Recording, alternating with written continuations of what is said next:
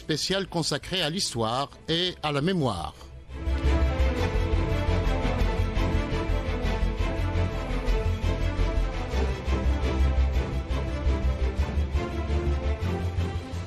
Aujourd'hui, nous abordons l'idéologie coloniale ou comment l'administration coloniale a produit un ensemble de discours pour justifier les exactions commises pour s'accaparer des biens et des richesses des Algériens.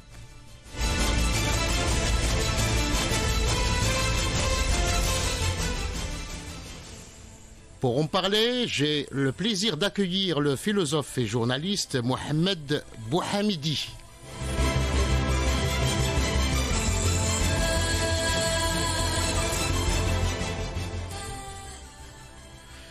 Juste après la conquête d'Alger en 1830, l'administration coloniale a entamé un travail de démystification et de déformation de la culture, ainsi que de la sociologie des autochtones. Elle mobilise alors des philosophes, des écrivains, des journalistes et même des médecins pour s'attaquer à la personnalité des autochtones. L'objectif était de montrer, de leur point de vue, bien sûr, l'infériorité des autochtones par rapport à l'occupant qui débarque en provenance d'un monde soi-disant civilisé. Or, en 1833, dans un rapport d'une commission parlementaire, ces êtres soi-disant inférieurs savaient tous lire et écrire. Mieux encore, ce rapport précise que les vaincus étaient plus intelligents et plus instruits que les vainqueurs.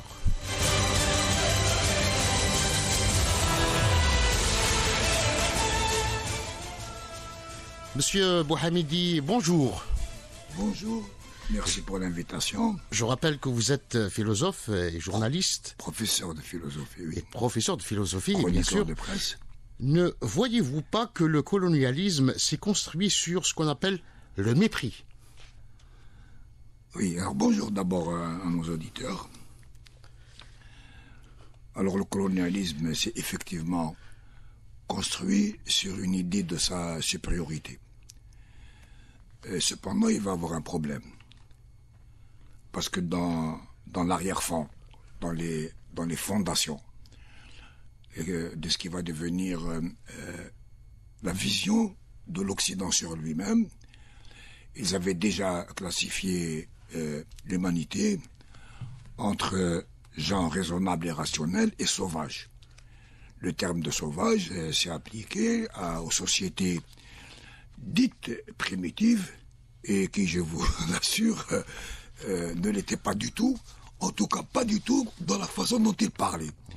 C'était des sociétés qui avaient de faibles moyens de production, mais qui avaient des morales, des idéologies, des mythes, et un rapport avec la nature qui était infiniment supérieur au rapport d'exploitation et qu'avait mis en place l'ordre, il faut le dire simplement, c'est-à-dire l'ordre du capitalisme, l'ordre de la bourgeoisie, qui voulait domestiquer la nature et en tirer des profits.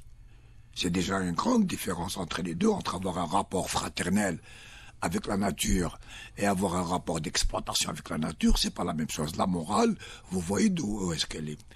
Le problème, c'est que lorsqu'ils en font face à un monde qu'ils ne peuvent pas qualifier de sauvage, c'est-à-dire le monde musulman, c'est-à-dire ici chez nous, oui, c'est-à-dire la Chine, oui, c'est-à-dire l'Inde, ils ne peuvent pas nier que ces peuples ne sont pas sauvages, qu'ils ont des civilisations, qu'ils ont des religions, dont la spiritualité est extrêmement élevée. Alors je rappelle à nos auditeurs, et puis spécialement aux jeunes, que pour Hegel, le grand philosophe qui a créé d'où vient la modernité de ce qu'on appelle l'Europe, modernité qu'en Europe on a très vite enterrée parce que pour Hegel, tout change, tout se transforme, rien ne reste identique, et ça plaisait pas à la bourgeoisie qui montait, parce que ce qu'elle voulait, c'était un ordre et un monde qui ne devait pas changer.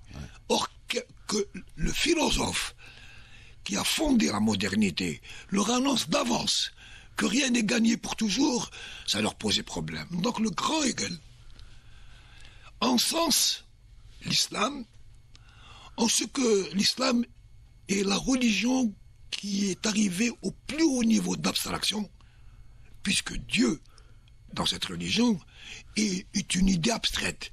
Il n'y a pas de représentation physique, comme on en trouve par exemple dans le christianisme. Là. Donc déjà, Hegel est là. Et chez Voltaire, Diderot, Rousseau, etc., donc dans cette pléiade des philosophes qui sont contemporains, qui sont de la même époque que les premières conquêtes coloniales. Donc la Jamaïque, l'Afrique, etc. Donc ils classaient donc les sauvages en bons sauvages, et parfois même, ils les prenaient comme modèle. Regardez combien ils sont gentils, c'est-à-dire ils sont innocents.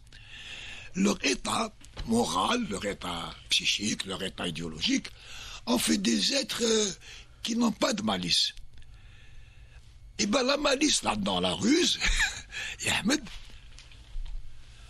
c'est que parce qu'ils n'ont pas de malice, parce qu'ils sont des innocents, il leur faut des guides, il leur faut des maîtres, il leur faut des gens qui sachent les guider, puisque eux ne sont pas arrivés à l'âge de raison. D'où le mythe du bon sauvage par la suite. Oui. C'est-à-dire, c'est comme ça qu'ils vont créer. Absolument. Absolument. Regardez, ils sont gentils. Et donc, ils ont besoin d'un guide. Ahmed, à l'intérieur de cette problématique, en fait, il y a des questions géostratégiques. Oui. Elles n'ont aucune simplicité. C'est qu'ils étaient déjà à l'époque en train de discuter entre eux s'il fallait mener ces sauvages à la baguette, au gourdin, par le meurtre, ou alors s'il fallait les guider par la gentillesse. Celui qui voulait les guider par la gentillesse, c'était Voltaire. Il dit non, c'est pas la peine de les frapper, ça risque de créer des problèmes, ils peuvent se révolter, etc. Parce que ces peuples qu'on commençait à coloniser, et ces peuples dits primitifs, avaient organisé des résistances héroïques. Alors parmi les grandes et très grandes résistances héroïques, c'est les Zoulous. Oui. Quand les Anglais se mettent à attaquer les Zoulous, ce qui reste dans l'histoire, c'est le courage, la ténacité, l'art du combat que les Zoulous avaient opposé aux Anglais. Et, aujourd'hui, personne ne s'en souvient, parce que notre culture, notre école, etc., n'enseigne pas cela. C'est resté des modèles de combat. Plus tard, le modèle du combat, ça va être l'Afghanistan, puisque les Afghans vont battre militairement les Anglais. Quel était l'enjeu entre les colonialistes pour eux? Est-ce qu'il fallait gérer les colonisés par la bonté vicieuse, malicieuse, ou alors il ne fallait que le gourdin? Il fallait que le gourdin. Ceux qui sont venus coloniser l'Algérie, les Bugeaud, les Cavaignac, les Lamouricières, les Pélissiers étaient les partisans du gourdin, de la violence absolue. Quand les gens aujourd'hui qui ne connaissent pas Onfray, c'est d'abord parce que lorsqu'Onfray il prend soi-disant la défense des peuples, des pays qui sont bombardés, etc., il croit qu'il est avec nous, qu'il est anticolonialiste. Non, il n'est pas anticolonialiste. C'est le colonialiste côté Voltaire. Côté ces peuples qui sont enfantins, il vaut mieux les dominer par la tête que par le gourdin. Entre ces deux-là, vous allez avoir l'Angleterre, la France, comme puissance coloniale principale, hein. Puis ensuite les États-Unis, où vous allez avoir des gestions des colonies qui sont des gestions différentes dans la forme. Alors j'en arrive à nous, qu'ici, si les Chinois, les Indiens, le monde musulman, et nous l'Algérie, n'étions pas tout à fait des sauvages, mais alors pourquoi ils viennent? Eh bien ils viennent parce que nous sommes des barbares. Et donc ils vont créer une autre catégorie d'êtres inférieurs. C'est la théorie donc des êtres inférieurs de Non, pas inférieurs, non. Ouais. Non, l'inférieur c'est le sauvage. Non, les barbares c'est pas les inférieurs. Ils reconnaissent qu'en face d'eux, ils ont une civilisation. Oui. Ils ne peuvent pas ne pas le reconnaître. Oui, alors pourquoi ils peuvent pas ne pas le reconnaître? Pourquoi ils peuvent pas le nier? Ben parce que quand les croisades commencent au Xe, XIe siècle, ce qui est le véritable début du capitalisme. En fait, le colonialisme, il va débuter à cette époque. Oui. Bon, et quand ils vont en Palestine, enfin ils vont pas en Palestine d'abord ils vont sur les côtes de l'Asie mineure, c'est-à-dire en Turquie. C'est le pillage, c'est le vol. Et ils découvrent une civilisation absolument extraordinaire. C'est de là-bas qu'ils ramènent les épices, c'est de là-bas qu'ils ramènent la soie, c'est de là-bas qu'ils ramènent les grands tissus, c'est de là-bas qu'ils ramènent... Aujourd'hui, si un jeune, on dit c'est un couteau damascène. Ça veut dire que c'est un couteau d'un acier de très grande qualité. La qualité, elle était arabe. Et à l'époque, quand on disait un travail arabe, c'est pour dire un très grand travail. Par la suite, quand les colons sont venus ici, c'est devenu une expression dégradante. Non, parce qu'il fallait développer un certain nombre de clichés qui défavorisent un petit peu les autochtones. On a mobilisé donc des médecins pour le mythe de l'arabe feignant, violent, etc. Oui, absolument, oui. Mais d'abord le barbare, qu'est-ce que c'est? Le barbare, c'est pas le sauvage, hein, qu'est-ce que c'est? C'est celui qui a une religion, celui qui a une civilisation, celui qui sait bâtir de très bons bâtiments, et la Casbah ils connaissent, Damas ils connaissent, Jaffa, ils connaissent le Quds, ils connaissent, mais ils connaissent en face d'eux, quand même, depuis un moment, ils connaissent l'Empire turc, c'est-à-dire une marine, une infanterie, une armée, des stratégies, ils ont une industrie en face d'eux, l'industrie du canon, l'industrie des navires, etc. Donc ils ont une civilisation. Et bien malgré cette civilisation qu'ils ont, ils sont mauvais. Ils sont mauvais. C'est pas des gens bien. Et par exemple, quand Benoît est devenu pape, il y a quelques 8 ans, 9 ans, quand il arrive, c'est dans le cadre du choc des civilisations. Oui.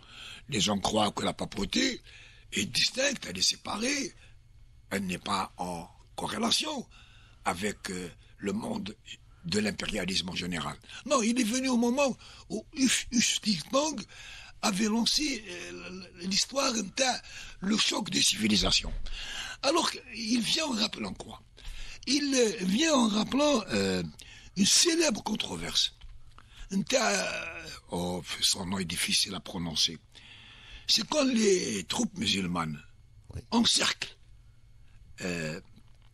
Constantinople, ils encerclent la ville, et il y a des controverses entre le chef politico-religieux de l'Empire byzantin, et il lui dit, vous venez et vous voulez imposer votre foi par l'épée.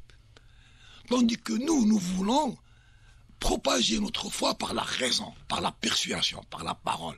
La différence entre nous et vous, c'est que nous fonctionnons à travers l'esprit. Vous ne fonctionnez qu'à travers l'épée. Le barbare est celui qui utilise la violence pour réaliser ses projets culturels, idéologiques, religieux. Le barbare, donc, c'est celui qui détruit. Le barbare, c'est pas celui qui construit. Et donc, ils sont doublement mauvais, les barbares. Parce que si les sauvages ont des excuses, ils sont innocents. Ils n'ont pas de culture, ils n'ont pas de savoir, ils n'ont pas de science. Mais vous n'êtes pas pardonnable parce que vous avez la science, vous avez le savoir. Deuxièmement, vous êtes impardonnable parce que vous prétendez avoir la foi dans le même Dieu que nous. Et donc, il fallait que ces mondes civilisés, ces mondes de très grande civilisation, que la civilisation islamique a été une civilisation extraordinaire. Les gens, les jeunes, à cause de la déformation, de la désinformation et tout, ne savent pas que les Chinois ont pris dans la civilisation musulmane, qu'ils avaient le Biruni, que la médecine d'Ibn Sina est restée en Europe jusqu'à pratiquement la fin du XVIIe siècle, etc., etc. Alors nous étions des barbares. Et les barbares, donc, on nous accusait de vouloir donc détruire leur monde. Détruire leur monde. Donc nous étions une menace. Ahmed, ça ne te rappelle rien? Aujourd'hui, le discours d'aujourd'hui. Oui, c'est exactement ça. Le discours de la menace. Et donc le discours colonial, lui, finalement, à travers les siècles, il se répète. Il se répète. Il est toujours identique. Ils arrivent. Alors c'est contre tout ce qu'ils racontent. Ce qu'ils trouvent en Algérie, c'est une architecture superbe. Elle est tellement superbe qu'ils n'ont même pas idée de son degré d'élévation. Après le séisme d'Alger de 1700, enfin, il faut que les auditeurs vérifient la date. Du XVIe siècle. Quand ils reconstruisent, quand la Casbah est reconstruite, elle est antisismique. Au XVIe siècle, oui.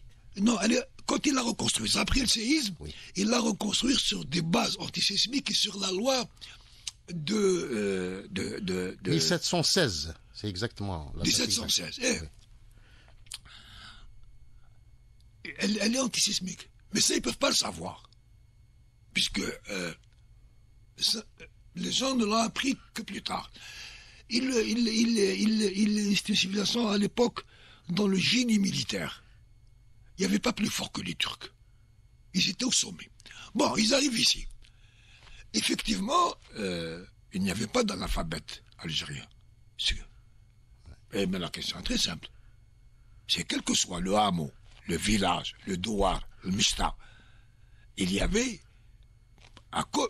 par attachement à la foi, il y avait une école coranique. Il n'y a pas de mystère. C'est-à-dire que les gens ils sont en train d'inventer. Non, on n'invente pas. C'était à l'époque une obligation. Pour la plus petite agglomération, même dans les montagnes les plus lointaines, d'aller chercher l'imam qui allait assurer l'école coranique, qui assurait la prière. D'ailleurs, pour les auditeurs, donner un chiffre, à l'époque, en 1830, le taux d'alphabétisation en France était de l'ordre, d'une manière tout âge confondu, était de l'ordre de 20%. Or, en Algérie, à la même période, le taux était de 90%. Chaque douar, il y avait une école coranique. Oui. Pour vous dire, c'est des chiffres, certains chiffres livrés par l'administration française elle-même. Oui. Alors, dans ce système scolaire, à Tolba, c'est-à-dire celui qui tient l'école coranique, qui apprend aux gosses à écrire sur le hal, et qui assure l'imama, la prière de tous les jours et du vendredi. Il ne s'agit pas d'un système scolaire religieux. Il s'agit tout simplement d'un système scolaire. Parce qu'ensuite, les meilleurs parmi les élèves les douars étaient pris en charge dans des collèges qu'on appelle les Zawiya, qui sont dans différentes régions d'Algérie, où ils étaient accueillis en internat. Ouais. Et là-bas, c'est ce qui correspond aussi que le moyen chez nous. Puis plus tard, nous allons arriver à des espèces de cycles, chez secondaire, un peu plus que secondaire, jusqu'au moment où vous avez des grands instituts comme à Bougie, Tlemcen, Alger, c'est les médersa. Alors la médersa, ce n'est pas l'école primaire, c'est l'école qui est à un niveau supérieur. En Algérie, cette existence est née d'un vrai savoir scientifique. Il y avait l'astronomie, la médecine, les mathématiques qui étaient extrêmement développées, à la fois à Bougie, à Tlemcen. À Alger oui, à Alger. Non, Alger, c'est la capitale. Oui. C'est quand même... mais les pôles qui étaient... Constantine également. Constantine, c'était un pôle également. Oui, c'est des pôles. Mais je cite exprès Bougie. Oui. Bougie et Tlemcen. Exprès. Parce que c'est à partir de ces deux grands pôles que les Européens sont venus apprendre les mathématiques et l'astronomie et la médecine.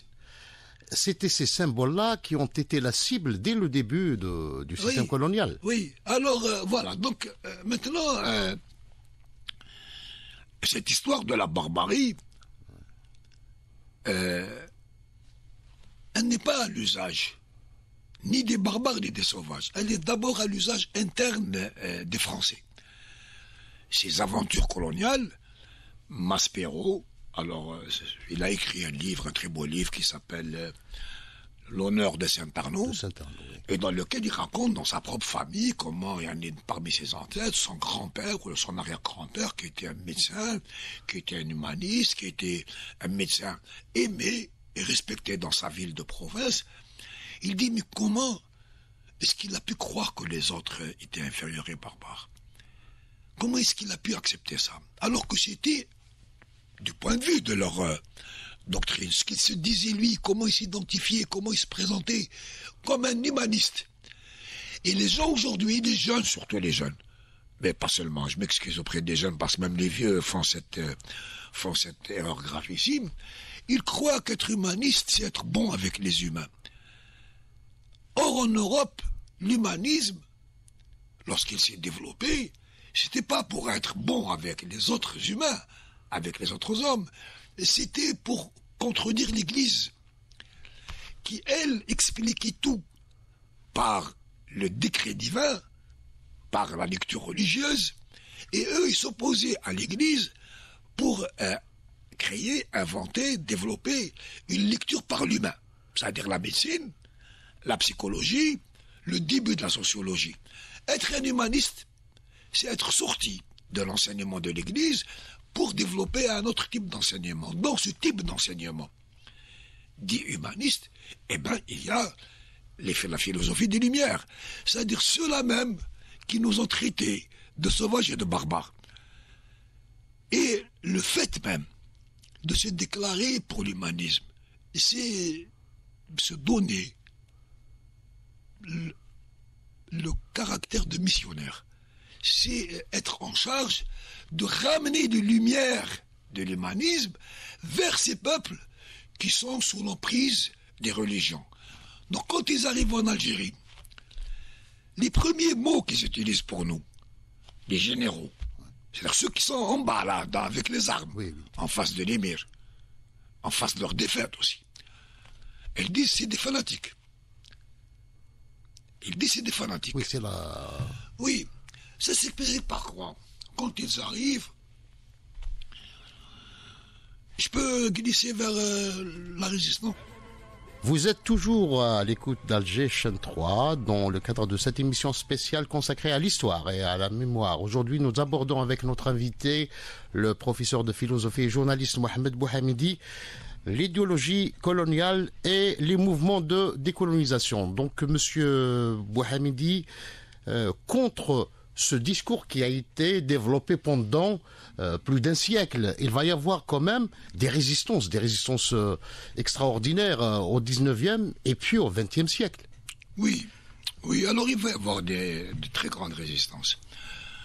Bon, puisque ça, je pense que les auditeurs connaissent à peu près les grands faits historiques réels. Il faut d'abord qu'on va revenir sur la résistance. Les Français ont, à l'époque, 1830, 16 millions d'habitants. Nous étions autour de 2,5 millions. Les chiffres les plus élevés disent 4 millions. Et donc, ils étaient 4 fois plus nombreux que nous. Les Français avaient la première armée du monde. C'est comme si nous, aujourd'hui, nous allions affronter l'armée US. D'ailleurs, c'était la Grande Armée. On l'appelait la Grande Armée. Oui. Et c'était la deuxième puissance économique du monde, après l'Angleterre, et c'est comme si nous étions en face de la Chine. Ils viennent, et donc leur première victoire, ce que les auditeurs doivent comprendre, j'insiste sur la phrase qui va venir, qu'ils m'écoutent bien, ils n'ont pas vaincu le peuple algérien, ils ont vaincu l'armée ottomane, ils ont vaincu les Turcs, pas les Algériens. L'armée turque n'a pas tenu une semaine devant eux. Et même à l'intérieur de l'armée turque, lorsqu'ils s'opposent à eux, à ces défis riches, il y a des graves dissensions, puisque Bey Ahmed, lui, dégoûté par la façon de faire la guerre là-bas sur ses défenses, il prend ses troupes et il rentre à Constantine. Et parmi les raisons de la défaite ottomane, il y a des raisons structurelles, et puis il y a des raisons conjoncturelles. La raison conjoncturelle, c'est que Dey Hussein avait mis à la tête des troupes son beau-frère, Et il a mis son beau-frère parce que, comme tous les Dey, il avait peur qu'on le tue pendant les révolutions de Paris. Qui était cyclique à l'époque. Oui, alors que les jeunes Algériens sachent qu'en 1830, à Sidi Ferruch, la première armée du monde, c'est des Farj. C'est des Farj. La première armée du monde n'a pas vaincu le peuple algérien. Elle a vaincu une armée turque qui était en décadence.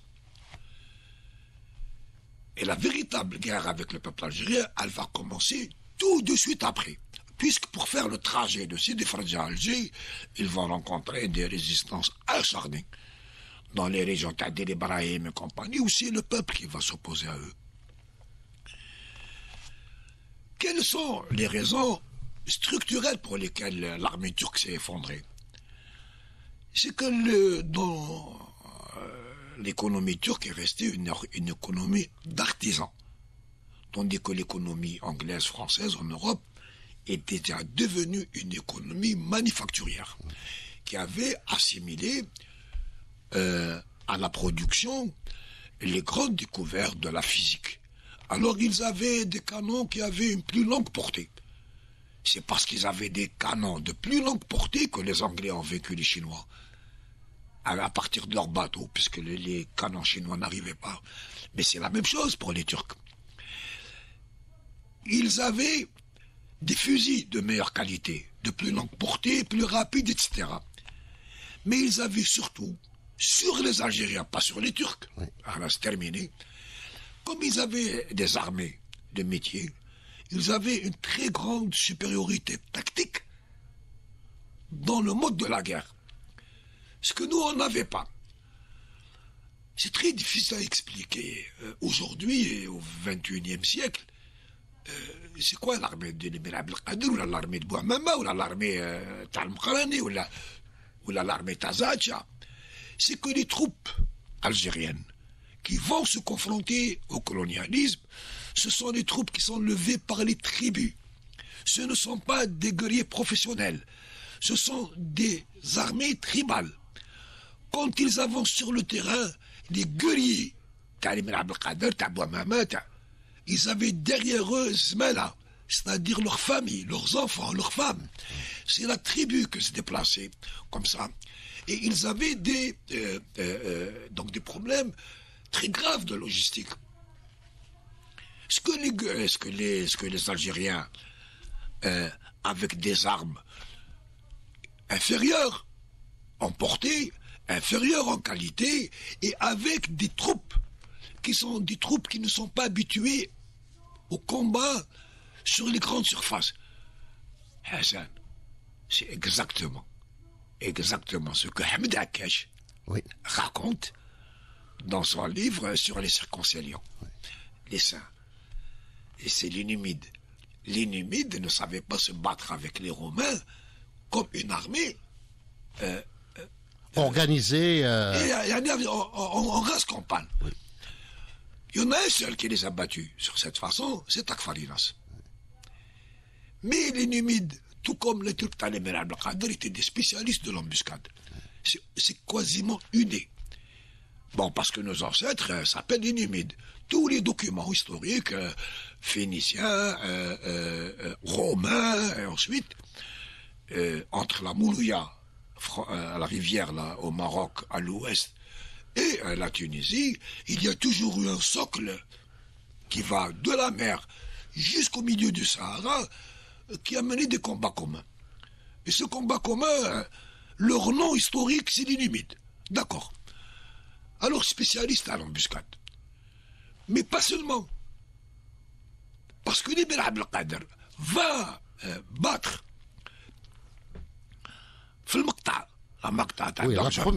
l'une des premières batailles de l'Émir. Oui, il va les battre dans une bataille classique. Dans une bataille classique. La résistance du peuple algérien, elle va être une résistance qui repose sur les tribus. Et donc qui sort de la base, du cœur, du fond de notre société, de notre peuple. Il n'y a pas de grande gloire pour Bugeaud, Lamoricière, Cavaignac de se battre contre un peuple qui a des armes infiniment inférieures, et pourtant ils vont s'en vanter. Dans cette grande bagarre, dans cette grande guerre, les généraux, ils vont désigner un ennemi principal. Hassan. Oui. C'est les femmes. C'est les femmes.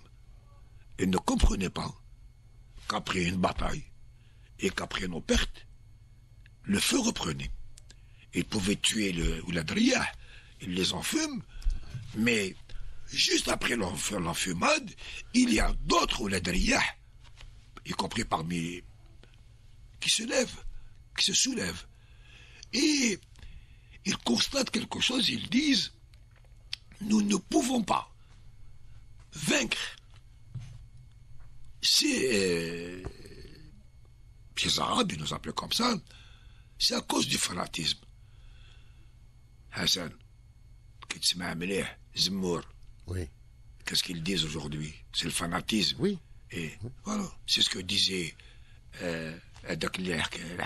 pour Byzance. Comment il y a la répétition, la permanence des mêmes. Et il signale, c'est un général qui dit la source du fanatisme, c'est les femmes. C'est elles qui apprennent à leurs enfants, qui les éduquent dans l'esprit de la résistance. Et alors, dès le début de la guerre, que nous mène la guerre de conquête, que nous mène l'armée française, la première armée du monde, il y a trois côtés. Il y a le côté de la guerre pure, c'est-à-dire des techniques militaires, dans lesquelles ils ne sont pas réellement supérieurs à nous, du point de vue du moral de la guerre, du point de vue du courage de la guerre. Bien qu'ils soient la première armée du monde face à des armées tribales.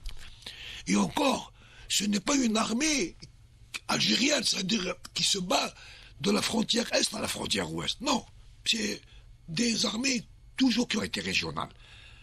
L'Émir Abdelkader de l'ouest jusqu'à Médéa, la Kabylie, etc., parce qu'il y a eu quand même des troupes de l'Émir Abdelkader en Kabylie sous les ordres de Bessel. Oui. Khalifa Tao. Oui. Bessel. Comme à Médéa, c'était le Ben Brak. Allel, c'était Ben Allel d'abord. Non, Ben Allel, c'est Miliana. Ah, Milgana plutôt. Hein. Milgana. C'est des Mohamed Ben Allel sur lequel je vais revenir. Tiens, il faut me poser une question sur Ben Allel. C'est des Mohamed Ben Allel Mbarak.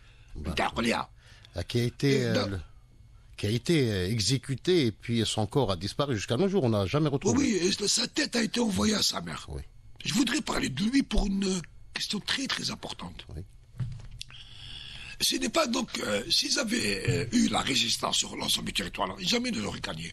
Donc la première chose, c'est qu'ils nous mènent une guerre qui est une guerre inégale, mais dans laquelle ils n'arrivent pas vraiment à vaincre. Ils nous mènent une deuxième guerre. Deuxième guerre. Qui est la plus terrible. Il faut absolument que les gens s'en souviennent. C'est la guerre de la terreur contre les populations civiles. Oui. L'armée française vient et elle massacre. Elle massacre des tribus entières. Elle massacre des femmes, des enfants, des vieillards. Quand la bataille se déroule, il n'y a plus de survivants. C'est le cas des Ouladriyah. Et avec quelle jubilation, avec quel plaisir pervers, ils racontent leur propre... À Zaatcha, il tue tout le monde. Il tue tout le monde. Tout le monde, oui. Tout le monde. Mais la dernière scène, c'est que c'est la femme de... C'est Bouzienne. C'est Ahmed Bouzienne, sa femme, son épouse, qui a une épée à la main et qui a son fils qui est accroché à son cervelle. Ouais. Elle se bat et ils vont l'égorger, ils vont égorger son fils. Ouais. Elle est que la deuxième... Ça, c'est des crimes impardonnables. On veut, nous, les faire oublier. Mais pour des raisons actuelles. Et c'est des raisons actuelles, nous les retrouvons à l'époque. La troisième guerre qu'ils nous mènent, c'est qu'ils arrivent. Les Algériens ne savent pas ce que c'est que le colonialisme. Mais même les Français ne savaient pas tout à fait ce que c'était le colonialisme. Nous saurons ce que c'est que le colonialisme, d'un point de vue théorique, d'un point de vue scientifique, à peu près 50 ans après. le mot colonialisme désignait simplement l'installation d'un groupe humain quelque part. On dit c'est une colonie. Et ils croyaient qu'ils allaient avoir affaire aux Français comme aux Turcs. Ils vont venir, ils vont s'installer à Alger, ils vont demander des taxes, on va leur donner des taxes, et puis nous on va rester tranquille.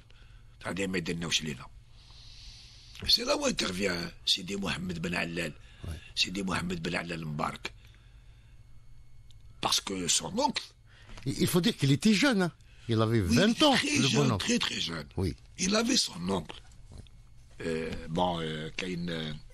Sidi Ahmed Mbarak, si jamais il nous écoute, je le salue, qui est un grand ami à moi, qui est son descendant, qui a écrit un livre qui s'appelle Une tête dans le sac de cuir. Et son oncle, il était le chef d'Al-Azaouia, il voit les Français arriver, les Français commencent à s'installer, et puis il commence à y avoir des exactions. Il commence à prendre des biens. Les tribus, les tribus Talamitija. D'abord, les tribus avaient résisté aux Français. Les Hadjout avaient résisté. À Qli'a, on a résisté. Oui, Qli'a, Bni Manassar. Les Bni Manassar à qui on a enlevé les terres. C'est une résistance héroïque. C'est une résistance héroïque. C'est une résistance héroïque. Ils ont mis la panique aux troupes françaises. Ils leur ont mis la panique.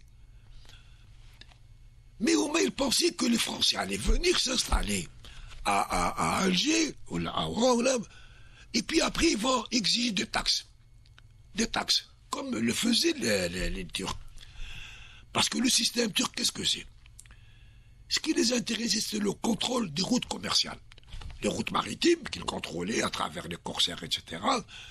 Si on paye un impôt, le tribut de passage, l'impôt de passage, c'est bon, vous passez, sinon, vous êtes pillé. Et sur les routes terrestres, c'est la même chose. Les routes terrestres, à l'époque, c'était deux routes principales où se drainaient des richesses incroyables. C'est la route du Soudan et c'est la route du Ghana. T'as l'empire du Ghana. Oui. Et la route vers l'empire du Soudan. Alors l'empire du Soudan est passé par la route actuelle. C'est la route des caravaniers à l'époque. Oui, on avait les caravaniers, nous et les Marocains. Oui. Sur l'empire guinéen, à travers Sidi El Messa, pour les il faut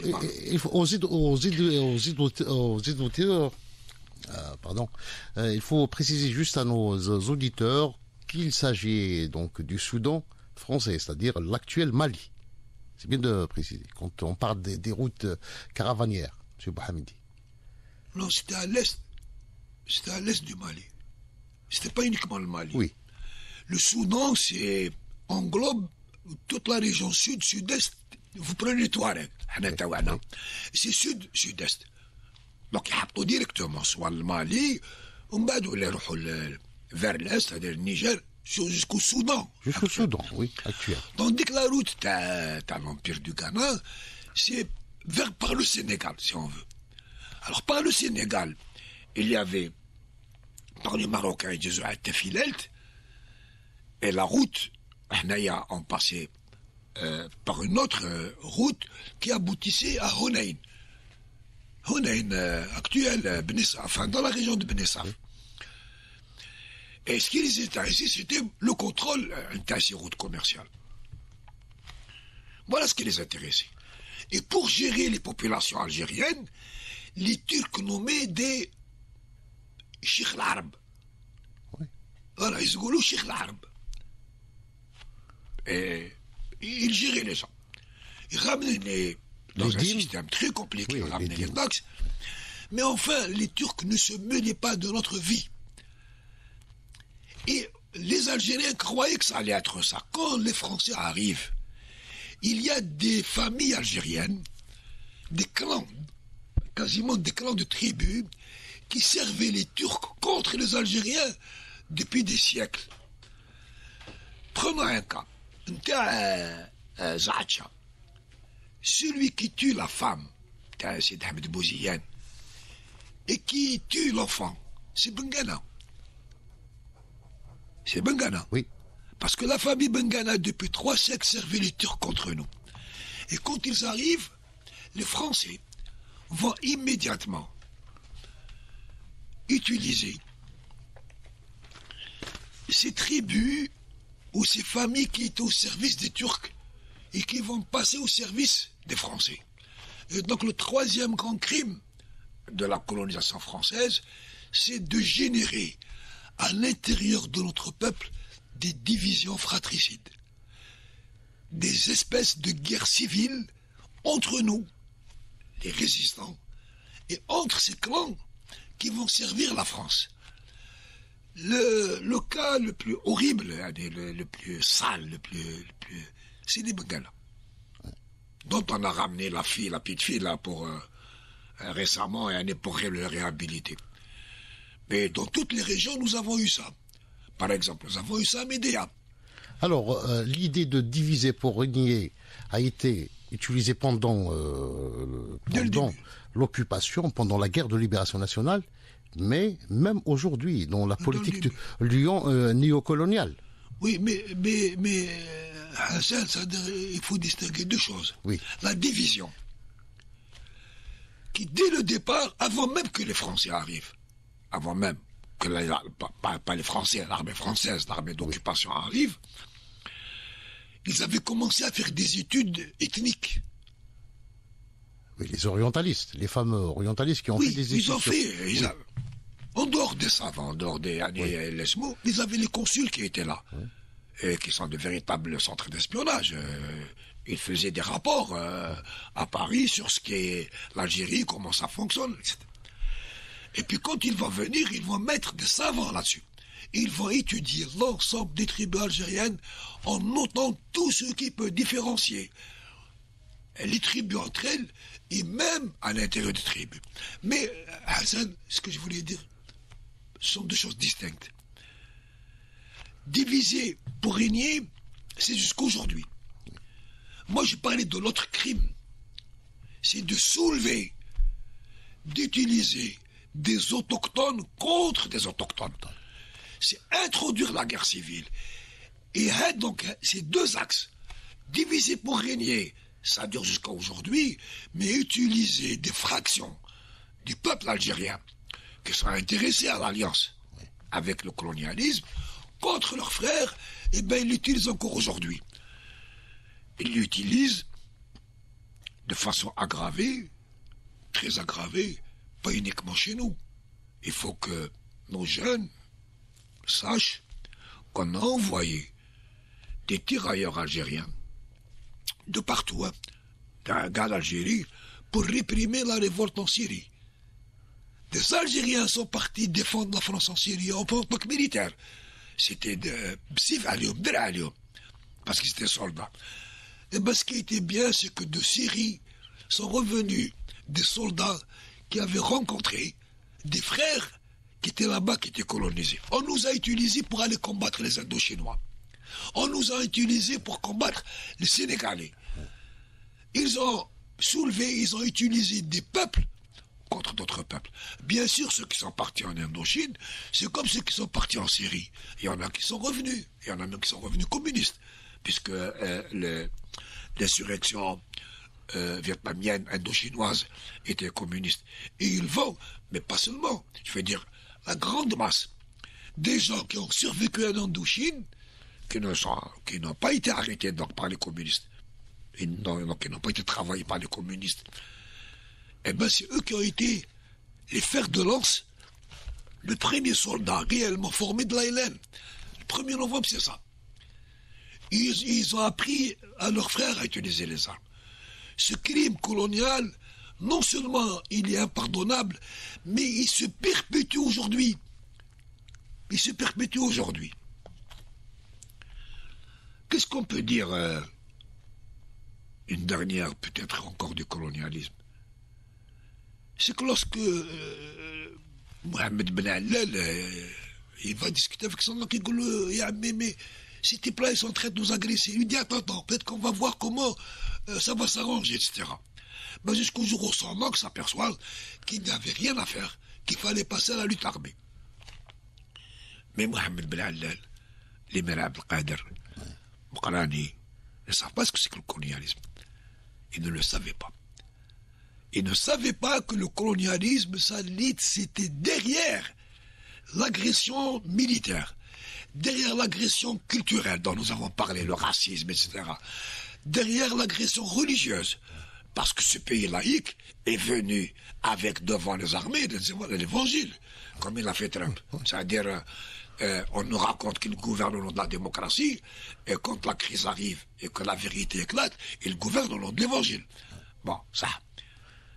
Ils ne savaient pas que c'était un système économique et social, que c'était la concurrence entre les puissances capitalistes. L'Angleterre et la France faisaient qu'ils avaient besoin d'aller chercher des ressources à l'extérieur, d'aller chercher des ressources par le pillage, mais non pas le pillage qu'ont fait les Espagnols, les conquistadors en Amérique latine, c'est-à-dire prendre l'or et le mettre dans les caisses du roi d'Espagne. Il fallait que le pillage devienne un pillage systématique. C'est-à-dire qu'il fallait rester sur place pour prendre de façon constante les richesses.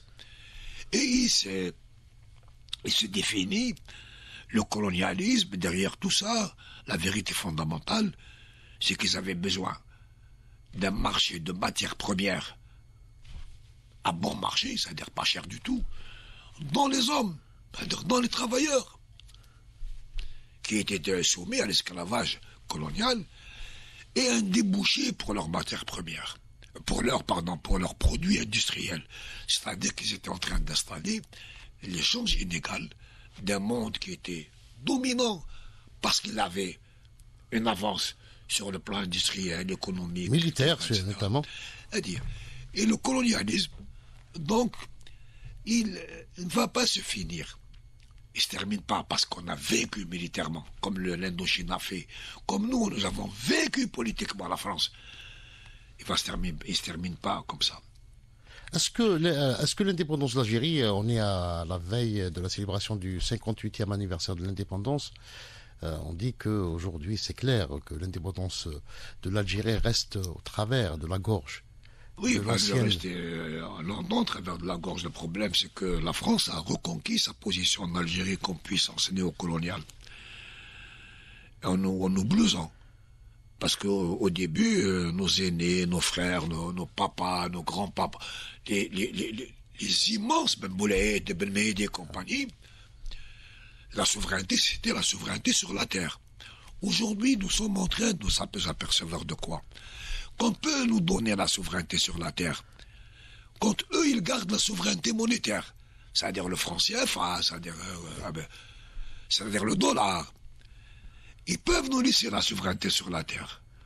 Quand ils nous enlèvent la souveraineté commerciale, c'est-à-dire vous voulez commercer avec l'Iran aujourd'hui, on vous punit. Mais où est la liberté? On peut nous laisser la souveraineté territoriale, mais on va nous enlever la souveraineté politique. Les traités que nous avons signés avec l'Union européenne, ou avec le FMI, ou avec n'importe qui, avec la Banque mondiale, nous obligent à perdre de notre souveraineté et laisser la volonté des autres s'appliquer à travers nos mains. Et donc la souveraineté politique, si elle se réduit à la souveraineté sur le territoire, c'est une erreur. Il faut que les jeunes d'aujourd'hui continuent le travail de Ben Mehdi, Ben Boulaïd et de tous les autres martyrs, Hawaz, Amirouche, etc., en sachant que si nous devons nous battre pour l'ensemble des souverainetés et que personne ne vienne nous interdire de commercer ou avec la Chine ou avec l'Iran ou avec... Nous devons récupérer notre souveraineté monétaire, notre souveraineté politique, notre souveraineté commerciale. Et nous devons la défendre parce que l'Algérie, comme tous les pays du monde, reste aujourd'hui une visée pour les mêmes buts que le colonialisme a poursuivi en 1830. Voilà qui termine donc cette émission spéciale consacrée à l'histoire et à la mémoire. Je tiens à vous remercier vivement, Monsieur Bouhamidi. Je rappelle que vous êtes un professeur de philosophie, mais aussi un journaliste. Merci. Merci beaucoup Hassan pour ça. Et bien merci aux auditeurs de nous avoir entendus aussi. Merci infiniment.